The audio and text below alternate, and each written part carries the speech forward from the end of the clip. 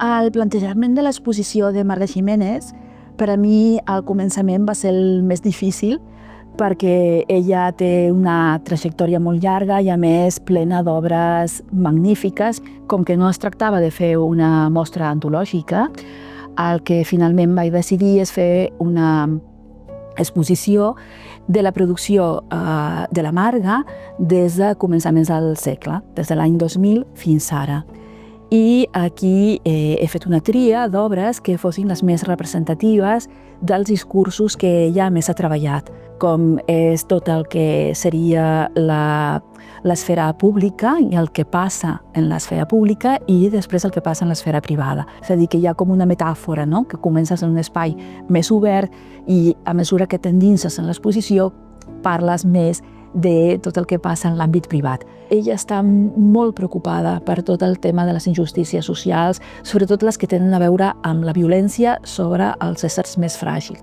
També té una característica particular i és que no només hi ha les obres de Marga Ximénez, sinó també les dels seus heterònims. Jo començo els heterònims en un moment determinat del meu procés creatiu en què se'm posa en conflicte els meus interessos socials, polítics, preocupacions amb el procés creatiu.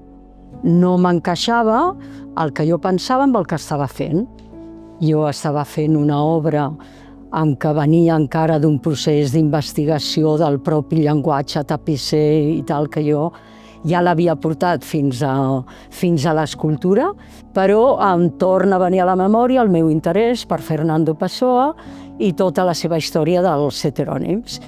I se m'obre una llum i dic, val, vaig a provar com un exercici de procés creatiu. Què passa si jo em poso a treballar a partir de crear altres identitats?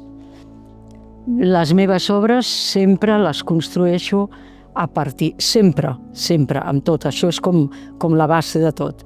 Tot és reciclat. Fins i tot algú m'ha dit, i quan se t'acabi el que tens, dic, doncs és una bona pregunta perquè potser m'hauré de replantejar molt seriament què faig a partir de que s'acabi tots aquests materials, perquè a part de que són reciclats del meu món més proper, del meu món primer privat. Jo treballo amb les meves pròpies, diguem-ne molt entre cometes, escombraries, el que ja no faig servir, el que es fa vell, el que no em serveix. I després ja ho faig una mica més extensiu, a coses que m'arriben de familiars, dels amics més propers. Això com a Marga Ximénez.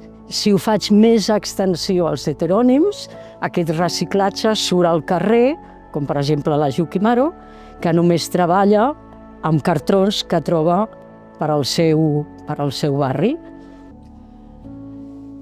Jo crec que l'obra de Marga Ximénez és molt important dins del panorama artístic actual de l'art contemporani català, però també crec que és i serà molt important en la història de l'art català. En el nostre país tenim tot un seguit d'artistes que es dediquen a l'art tèxtil, que són molt interessants i que hem de reivindicar, ja que ara mateix jo estic veient la influència que estan tenint sobre les noies més joves. Sota aquesta influència també sorgiran artistes boníssimes i boníssims al nostre país.